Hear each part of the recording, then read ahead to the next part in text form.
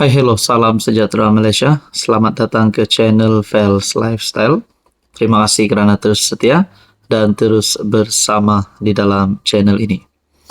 Tuan-tuan dan puan yang saya amat hormati, setelah beberapa siri, beberapa cerita dan episod berkaitan dengan rasuah di negara ini, antara beberapa kepimpinan politik yang kita memang tahu mempunyai jawatan dalam parti, bahkan pernah menjadi Perdana Menteri, pun terlibat dengan rasuah, terlibat dengan kes mahkamah.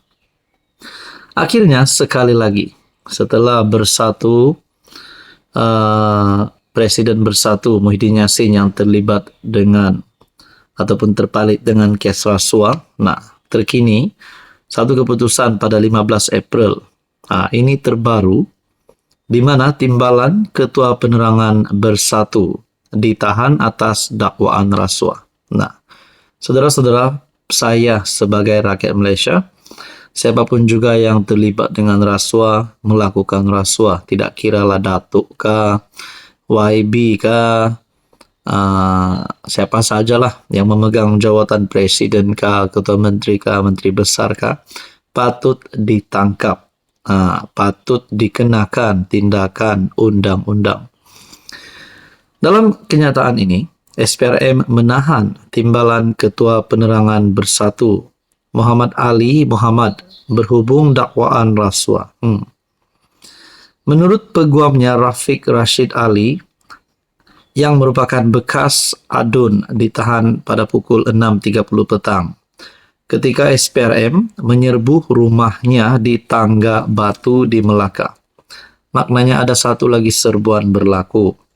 Adakah dengan ini penemuan bertimbun-timbun uang sakau, mungkin ratus juta kah, mungkin berbilion kah, kita tidak tahu.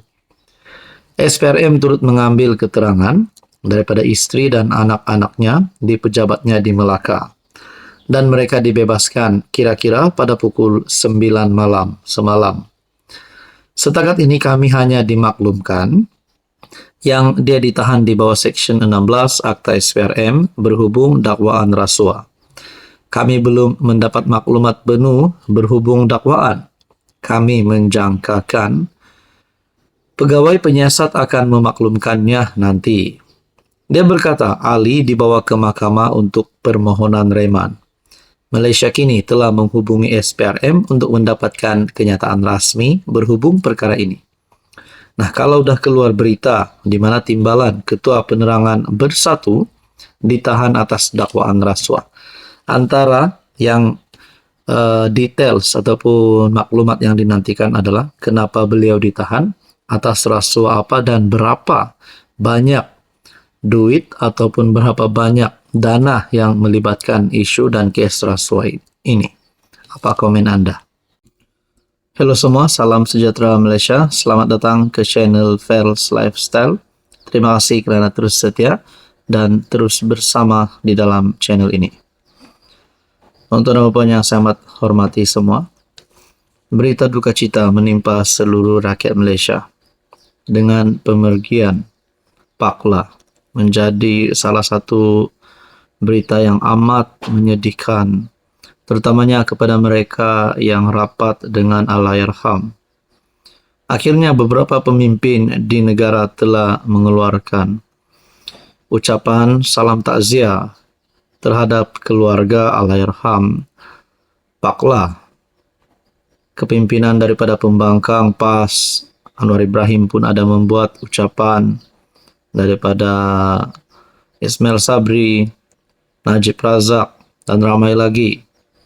Tapi ini satu pengakuan daripada timbalan Perdana Menteri Zahid Hamidi dan juga Fadila.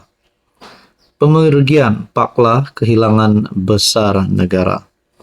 Seperti yang kita tahu, Zahid Hamidi sebagai Presiden UMNO hari ini dan juga pengurusi Barisan Nasional serta memegang jawatan timbalan Perdana Menteri. Menyifatkan pemergian Allahyarham Tun Abdullah Ahmad Badawi sebagai satu kehilangan besar buat negara. Merakamkan ucapan takziah kepada seluruh keluarga Perdana Menteri kelima itu, Ahmad Zahid berkata, Pemergian Pakla pastinya akan dikenang sebagai seorang negarawan berjiwa luhur, tenang dalam kepimpinan, dan sentiasa meletakkan kepentingan rakyat sebagai keutamaan. Sumbangan serta jasa beliau dalam membentuk asas pentadbiran berteraskan integriti dan prinsip Islam hadari akan terus terpahat dalam lipatan sejarah negara. Saya secara pribadi amat terkesan dengan pemergian beliau. Tun bukan sekadar seorang tokoh negara, tetapi juga seorang mentor dan pemimpin yang amat saya hormati, katanya dalam kenyataan di FB.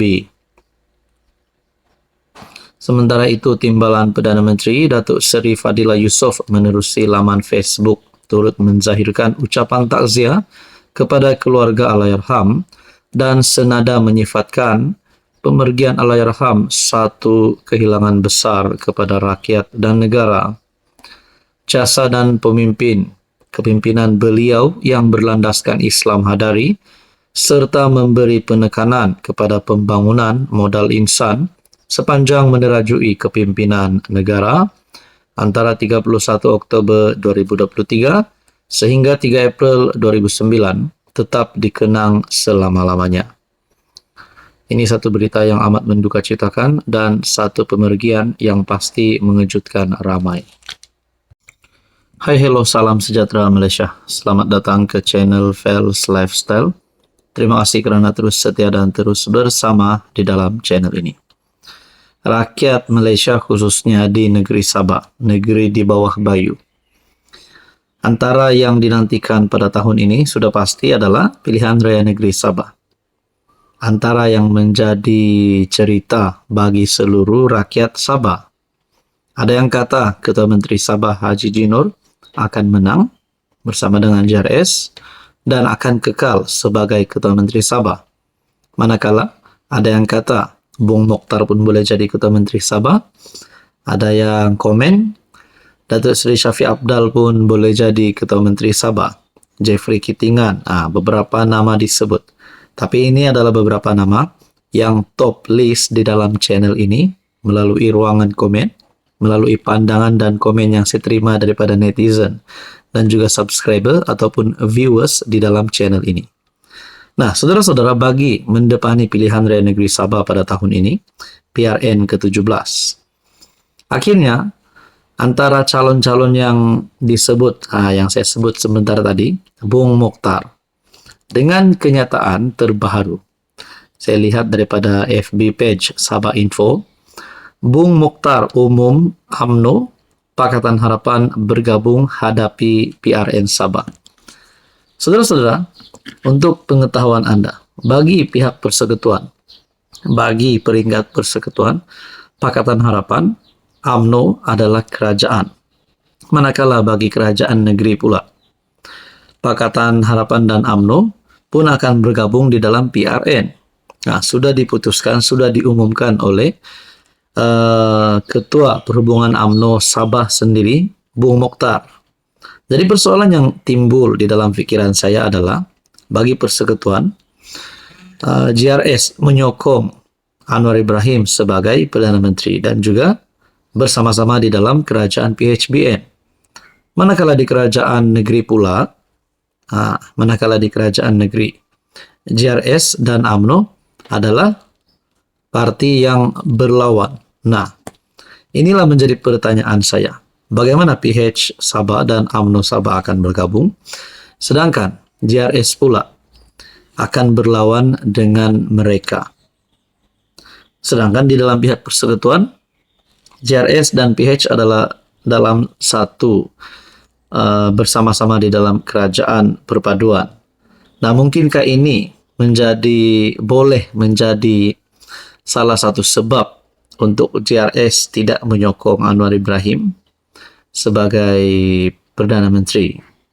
Kerana Anwar Ibrahim selaku pengerusi Pakatan Harapan, sudah pasti beliau juga terlibat dengan kepimpinan Pakatan Harapan di negeri Sabah. Nah, itu hanya menjadi pertanyaan sahaja. Menurut Anda, adakah JRS akan U-turn menarik sokongan terhadap Anwar Ibrahim dengan keputusan UMNO Sabah, di mana UMNO PH akan bergabung hadapi pilihan raya negeri Sabah, menurut Bung Mokhtar. Saudara-saudara yang saya hormati, apa komen Anda?